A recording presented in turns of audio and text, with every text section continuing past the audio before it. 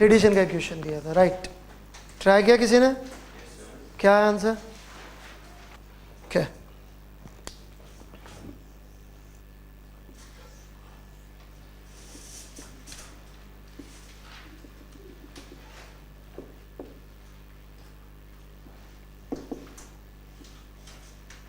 इसका T not temperature था पहले, तो इसका मतलब जो अंदर वॉटेज जनरेट हो रही थी वो sigma T not power 4 into 4πr² थी। एग्रीड और नॉट?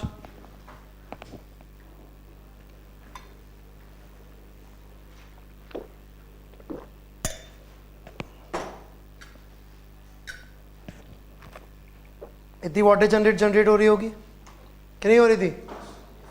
पक्का?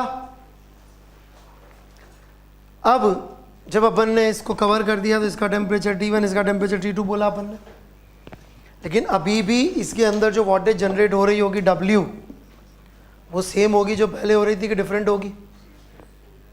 हाँ, सेम वॉटेज जनरेट हो रही होगी अंदर अभी भी। व्हाट डू यू से? बोले भाई? चलिए, तो अंदर यदि सेम वॉटेज जनरेट हो रही है जितनी पहले हो रही थी, तो यदि अब मैं अपना सिस्टम इन दोनों को मान लूं, इन दोनों को मतलब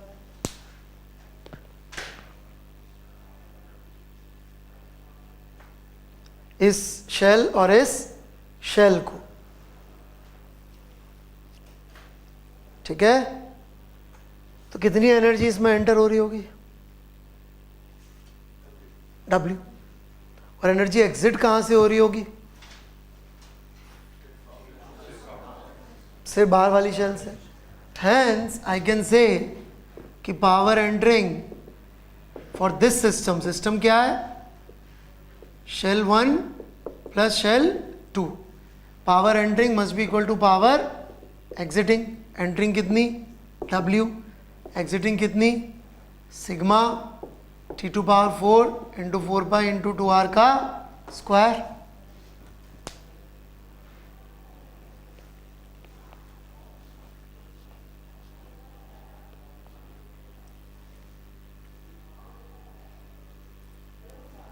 कोई डाउट? इक्वेट कर दीजिए इनको। T2 की वैल्यू आ जाएगी, कितनी आ जाएगी T2 की वैल्यू? T0 बटा √2। किसी का आया था क्या आंसर? वेरी गुड, ठीक है। बढ़ू आगे। अब बारी आती है कि T1 कैसे निकालेंगे, right. So there are two ways to go about it. One is considering just inner shell as a system and one is considering just outer shell as a system. आप दोनों के लिए एनर्जी की equation मुझे लिखकर दिखाइए, फिर मैं आगे बात करूंगा। हाँ भाई, इनर स्फीयर के लिए एनर्जी की इक्वेशन निकाल दिया। हाँ भाई, W plus sigma T to the power 4 into 4πr²। हाँ भाई, ये क्यों गलत है हमेशा ऐसा? पता नहीं, खैर। हाँ जी, कहा था मैं? क्या हम ये कह सकते हैं कि ये शेल T2 टेम्परेचर के एनवायरनमेंट में रखी है? हाँ कि ना? कह सकते हैं। तो एब्जॉर्प्शन का फॉर्मूला अपन ने ड्राइव किया था, उसके लिए कौन सी मैथ लगानी भाई? तो this is the power that it is absorbing, जो अपन ने पहले ड्राइव किया हुआ है, राइट। W कहाँ से आया यहाँ पे?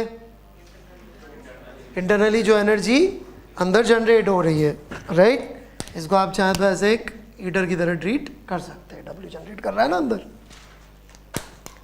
तो इनको इक्वेट कर दीजिए, T1 निकल आएगा।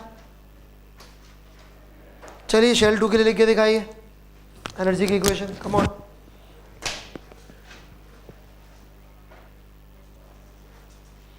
ठीक है, शेल 1 के लिए, शेल 2 के लिए इक्वेशन एनर्जी की।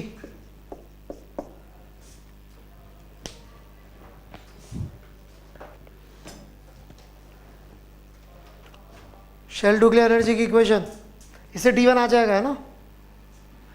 हाँ जी,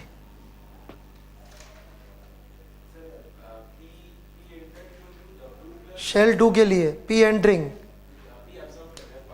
शेल 2 के लिए P एंटरिंग के अंदर W लिखूंगा मैं सबसे पहले। ये आप कह रहे हैं वो जो हीटर है उसकी एनर्जी जो शेल 1 को मिल रही है वो शेल 2 को मिलेगी, शेल 1 को नहीं मिलेगी। नहीं नहीं, यही बोला है ना आपने अभी तक। Okay, stupid. हाँ जी,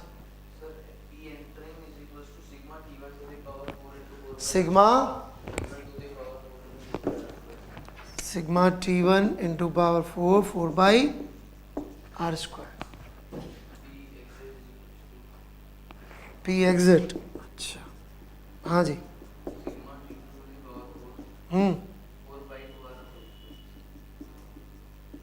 ये होगा। इससे जो आंसर आ रहा है वो ऊपर वाले से मैच हो रहा है क्या बेटा? अच्छा, और होगा ये, फिर भी अपन ने हाथ उठाया। मम्मी ने बोला था पहला आना है, फर्स्ट आना है बेटा। इससे जो आंसर आ रहा है बेटा ऊपर वाले से मैच हो रहा है क्या?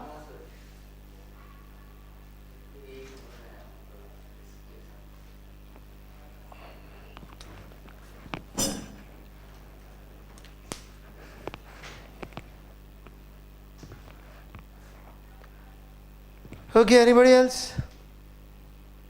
पुनिया जी के अलावा कोई और? हाँ जी, पूरे के आगे P एग्जिट जो टर्म ने लिखा उसके आगे 2 से मल्टीप्लाई कर दें। 2 सरफेसेस लिए।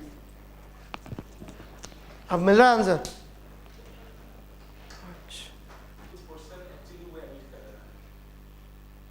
Alright, exactly. तो P एंटरिंग के अंदर या तो हम P एग्जिट यही रहने दें और P एंटरिंग में ये वाला हिस्सा ऐड कर लें। तो ये वाला हिस्सा कितना रहा होगा? वेरी इजी, ये वाला हिस्सा रहा होगा सिग्मा D2, नहीं कहाँ गया, सॉरी, अभी आ जाएगा, 4/2R का स्क्वायर। तो टोटल अंदर एमिट किया, लेकिन शेल ने कितना खाया? बस कितना खाया? Sigma D2 4/R square. तो बचा हुआ किसने एब्जॉर्ब कर लिया? खुद इनर शेल ने।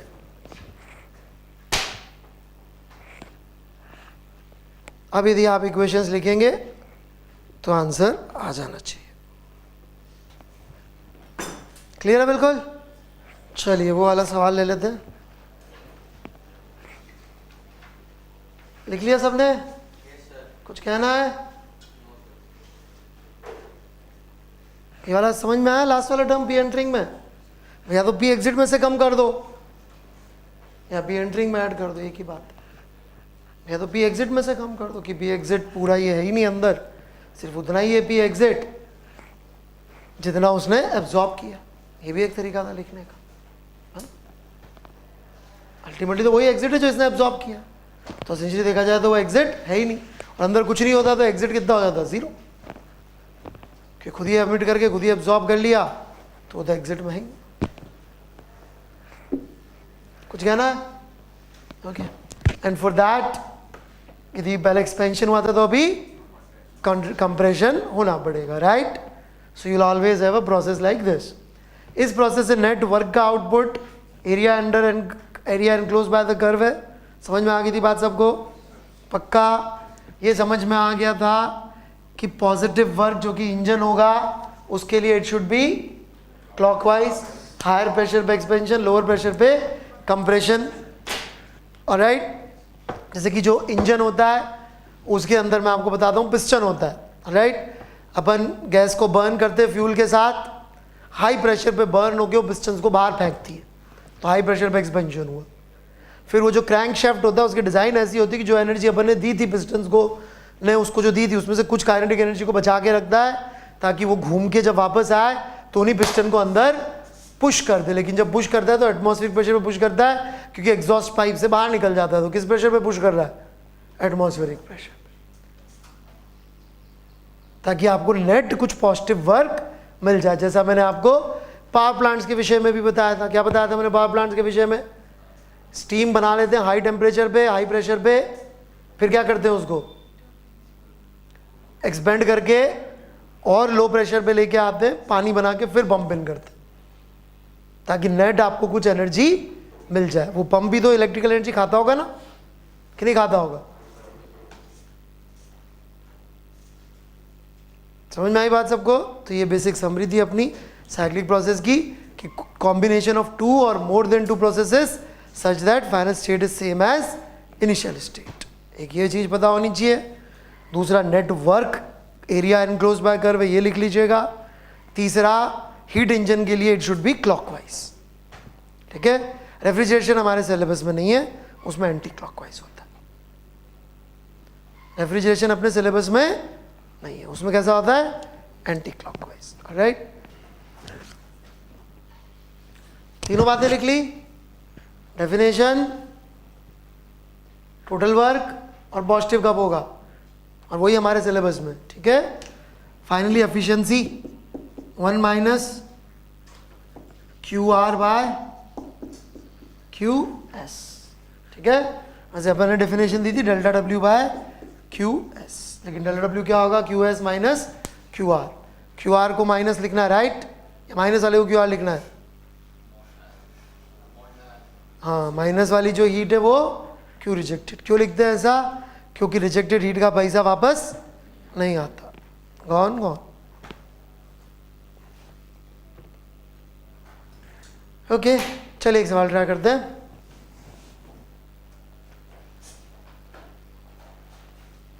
A 4-step cyclic process consists of 2 isothermal and 2 adiabatic processes. 2 isothermal and 2 adiabatic processes.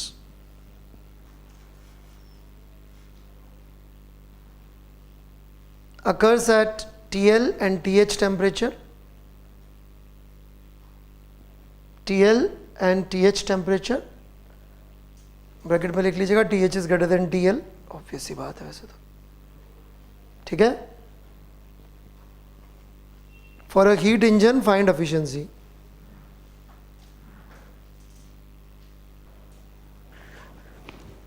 Okay then, here we begin.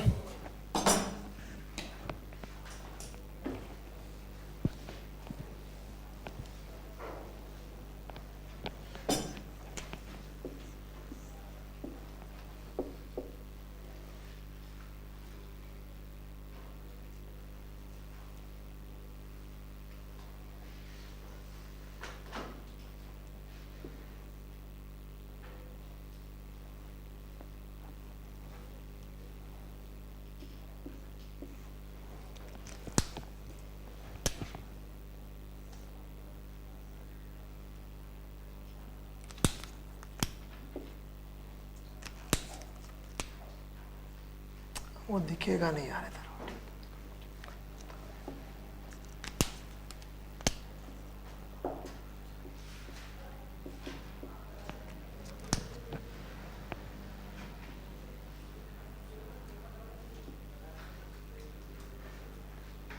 ऐसा कुछ होगा, ये दोनों एडियाबैटिक रेड वाले और ये ब्लैक वाले आइसोथर्मल। मैंने बताया था कॉमन जगह पे स्लोप एडियाबैटिक की ज़्यादा होती है, निकाल के भी दिखाया था। ऐसा दिखेगा पीवी डायग्राम, कोई डाउट?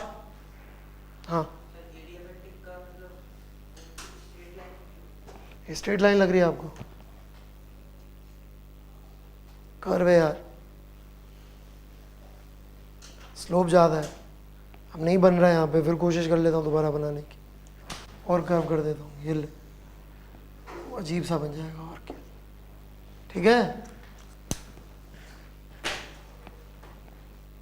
कोई तकलीफ किसी को यहाँ तक? अब क्या करेंगे, नाम रख लीजिए इनके स्टेट्स के, बी, सी और डी। राइट,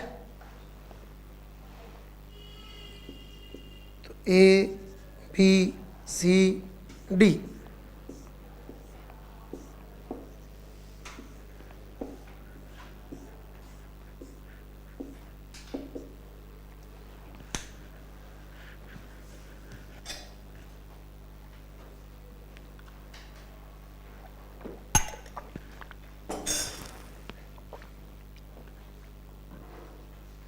ऐसे स्टेट्स बना लीजिए ए बी सी डी। अब यहाँ पे हमें दे तो कुछ भी नहीं रखा है सिवाय दो टेम्परेचर्स के, ए बी का टेम्परेचर TL और सी डी का टेम्परेचर TH। ये दे रखा बस, है कि नहीं। और अपन से बात कर रहे हैं बाकी चीज़ों के बारे में। तो सॉल्व करने के लिए आपको कुछ तो अज्यूम करने ही पड़ेंगे वॉल्यूम्स प्रेशर्स को, तभी कर पाएंगे। तो यदि यहाँ पर अपन मान लें P1 V1, राइट, तो B को हम लोग रिलेट कर सकते हैं क्या, आइसोथर्मल से रिलेट कर चुके हैं ऑलरेडी, लेकिन A को D से रिलेट कर सकते हैं। कैसे कर सकते हैं A को D से रिलेट? A से D कौन सा प्रोसेस है? एडियाबैटिक। तो क्या ये टेम्परेचर और ये चीज़ रिलेट हो सकती है क्या? हो सकती है। PA power gamma is equal to PD VD power gamma, जहाँ पे अपन P को RT/V भी लिख सकते हैं ताकि टेम्परेचर के टर्म में आ जाए। तो P को मैंने RT/V लिखा तो TA VA power gamma -1 TD VD power gamma -1, ऐसा बन जाएगा। ये समझ में आ रही है क्या बात? तो इनको रिलेट करिए ऐसी ज़बरदस्ती, यहाँ पे P2 V2 मान लीजिए, इसको रिलेट करिए B को C से और A को D से। तो यहाँ पे एक वॉल्यूम आएगी इन टर्म्स ऑफ दिस, यहाँ पे एक वॉल्यूम आएगी। फिर यूज़ करिए इक्वेशन एफिशिएंसी वाली, देखिए क्या आता है फॉर्मूला, और दुआ करिए कि सब कट पिट जाएगा, सिर्फ TL और TH ही बचेगा। आंसर बता देता हूँ क्या आएगा। इसको बोलते हैं कार्नोट इंजन। इसके बारे में अगली क्लास में बात करेंगे, ठीक है। ये रिजल्ट है, हिंट्स दे दिए हैं, करके लाइए।